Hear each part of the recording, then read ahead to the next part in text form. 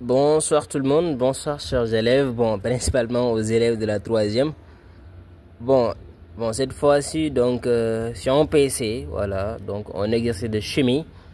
donc, portant sur les hydrocarbures. Sans plus tarder, on va vous lire l'exercice. Voilà, maintenant, il faut toujours faire comme ça, hein, donc,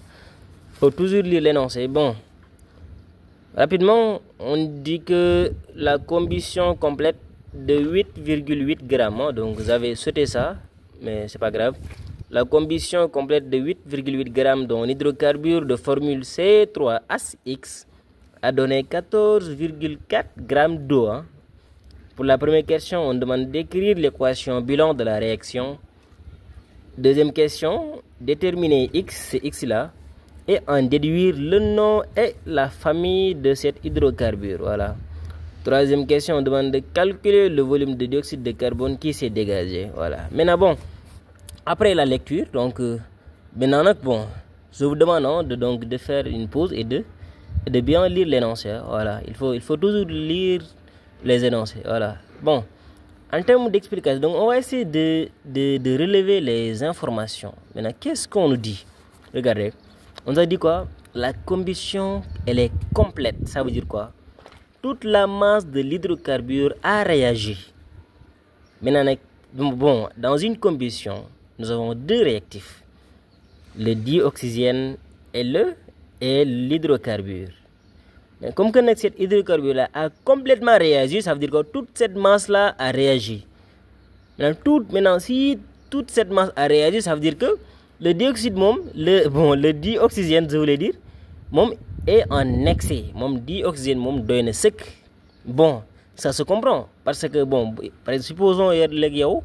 nga doon togg ceebu jën ceebu jën bu weex wala bu xonq na am bëccëg bu ko fàtte mais boo doon togg ceebu jën supposons pour que ceebu jën bi ñor xomb il faut que da ngay am gaz bu doy maanaam sa gaz bi wurut a jeex dafa war a doy parce que nag bu gaz bi jeexee rek ceebu jën bi du ñor complètement kon bu ñu ne la nag ceeb bi ñor na complètement ça veut dire que moom gaz ba doy na moo tax ñoo ne fii nii kon comme que lii nag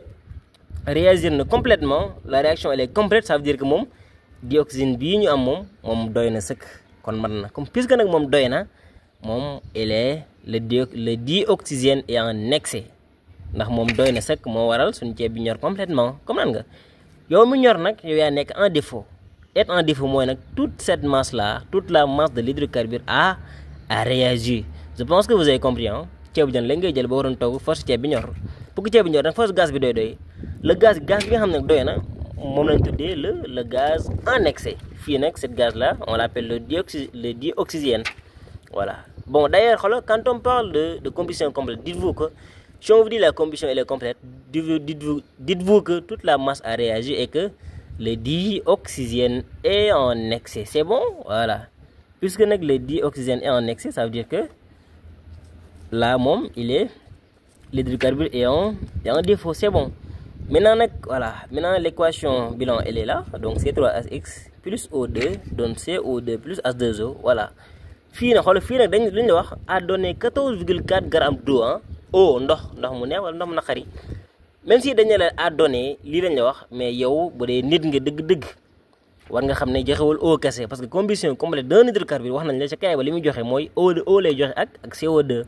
comme si fii ñoom lii lañ la wax mais bul basé wu de trop ci énoncé bi quoi parce que énoncé bi moom par exemple yow man su ma ci sukkandiku woon rek dama naan kon lii plus lii kon eau lay joxe mais nag lii waxuñu ma ko quoi mais dama koy xam parce que énoncé bi prof bi ba muy bind dafa see boole toujours combustion complète d'un hydrocarbure moom lii lay doon lii lay joxe CO2 plus H2O comprendre nga maintenant nag lii boo bindee lii pare léegi nan ngay équilibrer maintenant pour l'équilibrage léegi c'est pas compliqué léegi regardez léegi je vais vous donner un exemple léegi lan lañ amoon au début ana sama big bleu voilà ma ne bon pardonné de maa ngi jégalu baax et sama big bleu lan moo fa nekkoon léegi xoolal lii lañ amoon C3H6 gis ngeen plus O2 donc lii moo joxe CO2 maa ngi jégalu li may bind xaw na ñaaw plus H2O mais nag damay vidéo pare di bind quoi moo tax force mu ñaaw léegi nag C yi damay xool C yi fii na 3 moo def fii 3 C yi baax na léegi H ñaat la fii H la ne fii X fii nekk 2 léegi nag nan laay def ba 2 bi ak x bi tolloo xam nga loolu moom xalaat bu xaw a ñàng la. léegi nag fii am na 2 cas possible léegi da ngeen diglu léegi benn élève mooy Massamba moom mën na imaginer moom bu tegee fii dara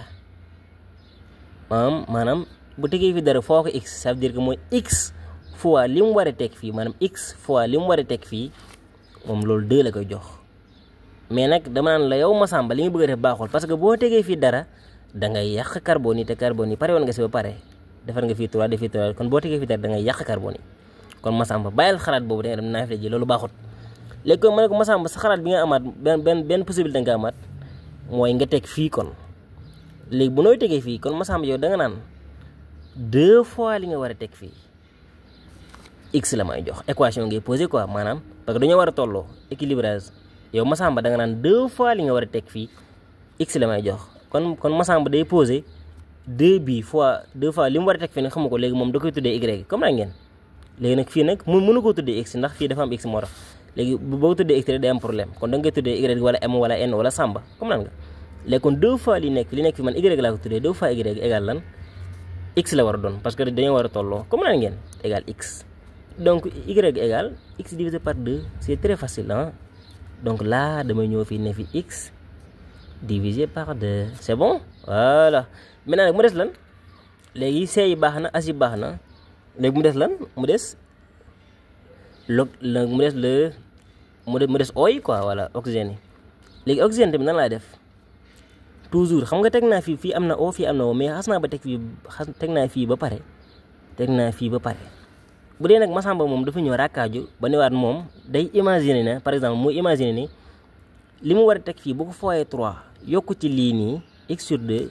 la koy jox ma ne ko Massamba bàyyil xalaat boobu ndax boo tegee fii dara da ngay yàq c yi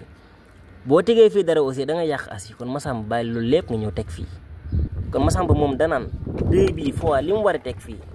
mën na ngeen loolu maanaam Massamba danaan 2 fois li mu war a teg fii ne da ko tuddee y léegi man tuddee daa ko y ma ne 2 bii nii fois li mu war a teg fii maanaam 2 fois li mu war a teg fii kon 2 fois y égal ay waay ngelaw la ay waay benn loxo de laa yor maa ngi jéggul de ay waay cay lii donc de ay waay Samba waay ku may dimbali xaaral léegi 2 fois y égal gis ngeen am 2 fois li mu war a teg fii nag xaw ma ko dama ko tuddee y kon 2 fois y égal lan égal o yi nekk fii yëpp lay boole maanaam o yi fii ñaat la